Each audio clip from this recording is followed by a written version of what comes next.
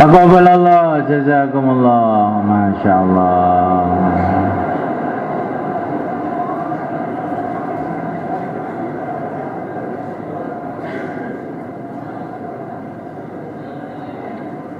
Kalau ada orang dikasih tahu sebentar lagi kamu akan diberangkatkan ke Korea untuk kerja,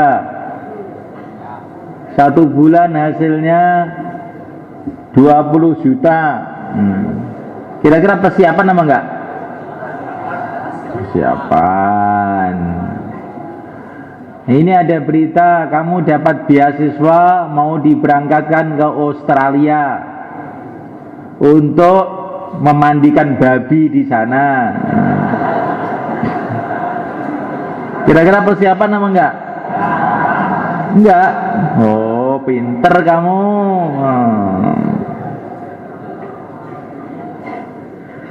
Nah, mulaikan ini ada berita dari pencipta alam semesta. Kita akan dipindahkan ke akhirat sebentar lagi. Kita mesti persiapan, insya Allah. Ada orang mau transmigrasi ke Sumatera. Dia tidak akan pulang lagi ke Jawa, transmigrasi ke Sumatera.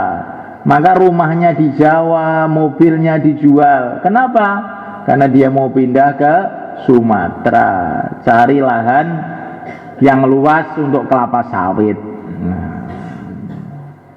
Nah, mulaikan Allah Ta'ala, begitu juga kita ini mau pindah ke negeri akhirat, maka barang-barang kita di dunia ini kita gunakan untuk kepentingan akhirat. Rumahnya untuk akhirat, bagaimana? Di rumahnya dihidupkan amal agama. Nanti rumah kita ini jadi bekal akhirat. Mobilnya untuk akhirat, mobilnya untuk ke masjid. Kepandaiannya untuk akhirat, bagaimana? Kepandaiannya untuk membantu orang lain. Waktunya untuk akhirat, untuk puasa, untuk tarawih. Kalau tidak begitu, itu sama juga dengan orang mau transmigrasi ke Sumatera, barangnya ditinggal semua di Jawa, akhirnya di Sumatera nggak punya apa-apa. Kita mau ke akhirat, maka apa yang Allah berikan kita ke dunia ini kita bawa untuk bekal akhirat, insya Allah. Diulang.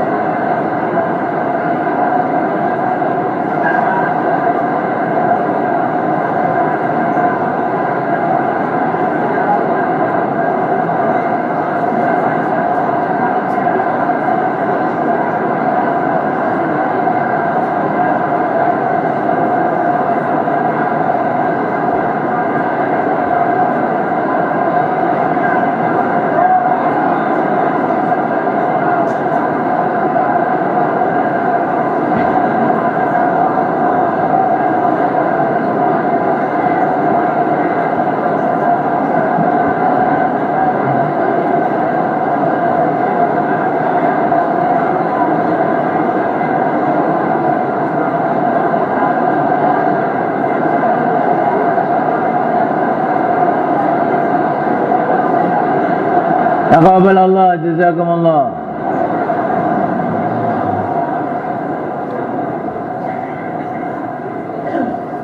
Alhamdulillah. Kemudian yang keempat, keyakinan kepada Al-Quran. Allah Subhanahu wa Ta'ala telah mengirimkan kepada kita surat namanya Al-Quran. Ini adalah nasihat-nasihat Allah kepada hamba-hambanya yang kalau dikerjakan Allah akan ridho masuk surga. Dan Al-Quran ini kitab yang dijamin oleh Allah akan asli, nggak bisa dirubah oleh orang sampai kiamat. Maka kita ini harus memperhatikan Al-Quran. Belajar kimia, fisika, biologi bagus, tapi jangan lupa belajar Al-Quran. Ini ilmu yang terpenting. Ilmu-ilmu yang kamu pelajari ilmu dari manusia, ini ilmu dari Tuhannya manusia. Ilmu-ilmu yang kamu pelajari untuk bangun dunia, ini untuk bangun akhirat. Maka kita harus menyiapkan waktu untuk belajar Al-Quran sekemampuan kita. Al-Quran ini telah diajarkan oleh Allah kepada nabinya, Nabi Muhammad SAW. Baginda Nabi mengajarkan Al-Quran kepada para sahabat. Para sahabat mengajarkan kepada orang-orang setelahnya sampai kepada para imam-imam. Al-Imam Asy-Syafi'i, Al-Imam Malik, Al-Imam Abu Hanifah, Al-Imam Ahmad bin Hanbal, kemudian tersebar ke seluruh dunia. Maka kalau kita belajar Al-Quran, harus kepada ulama-ulama yang sambung dengan para imam sambung pada para sahabat sambung kepada Nabi, baru kefahaman kita benar. Kalau kita memahami Al-Quran hanya sekedar pakai terjemah di toko Amin, dari majalah koran, pasti keliru. Ada dokter belajar sendiri? Nggak ada. Dokter itu mesti belajar di fakultas kedokteran. Kalau dokter ngaku jadi dokter belajar sendiri, nggak dari sekolahan, nanti pasti banyak kelirunya, malah mencelakakan pasien. Begitu juga kalau orang belajar Al-Quran tidak melalui para ulama itu tidak melalui para imam, ya ini tidak bisa dipertanggungjawabkan kefahamannya. Maka kita harus punya waktu untuk belajar Al-Quran dikit-dikit. Kalaupun nggak tahu yang banyak, baca saja Al-Quran itu, kita sudah dapat pahala. Al-Quran itu seperti obat. Obat itu walaupun kita nggak ngerti kandungannya, ya tetap saja kita dapat manfaat. Nasi itu nggak ngerti isinya apa, karbohidrat, vitamin ini nggak tahu, pokoknya dimakan, akhirnya kita dapat manfaat juga. Kita baca Al-Quran walaupun nggak paham, dapat pahala juga. Tapi kalau bisa paham, nah itu akan lebih baik, pahalanya lebih besar. Maka kita harus punya sikap yang benar kepada Al-Quran, mencintai Al-Quran, belajar Al-Quran, baca Al-Quran sekemampuan kita, insya Allah. Nah, diulang.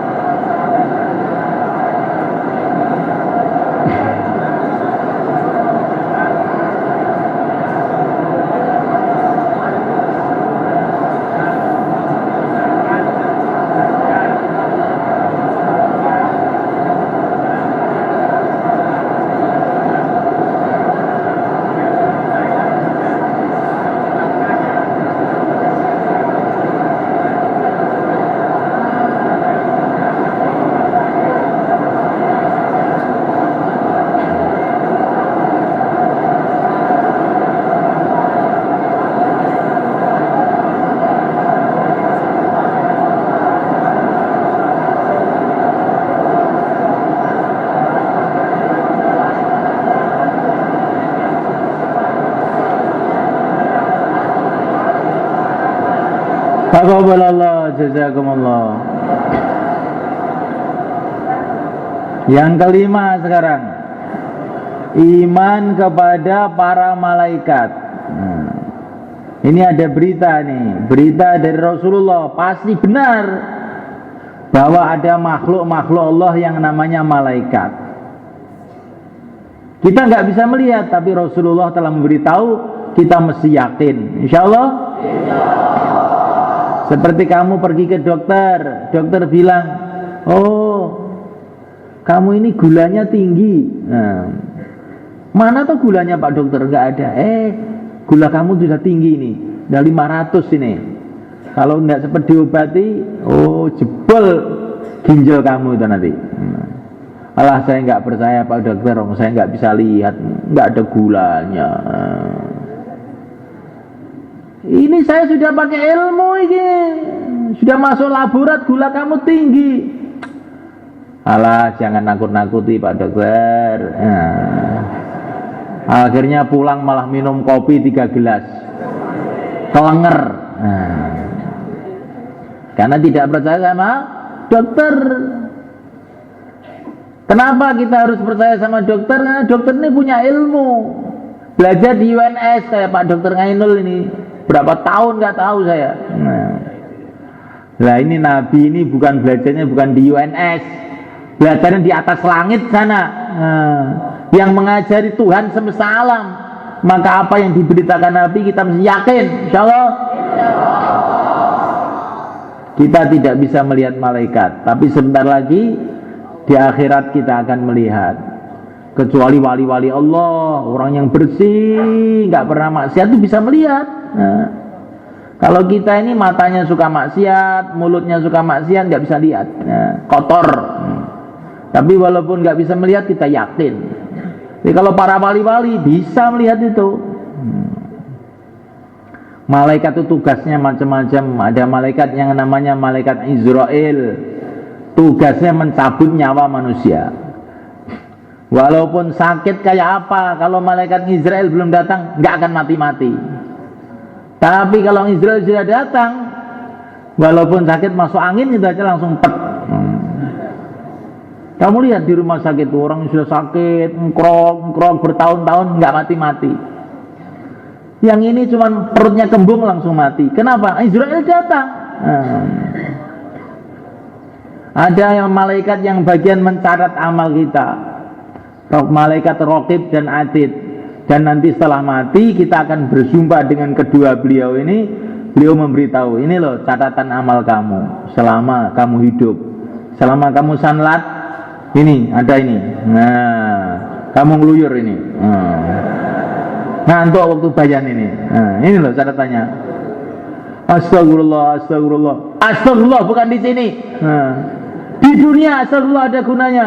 Di kubur nggak ada gunanya. Yang ada gunanya kan pukul kepala kamu. Paham? Maka kita ini dikitari oleh malaikat-malaikat. Maka kita ini harus hati-hati. Di mana-mana adab, jangan seenaknya sendiri. Diulang.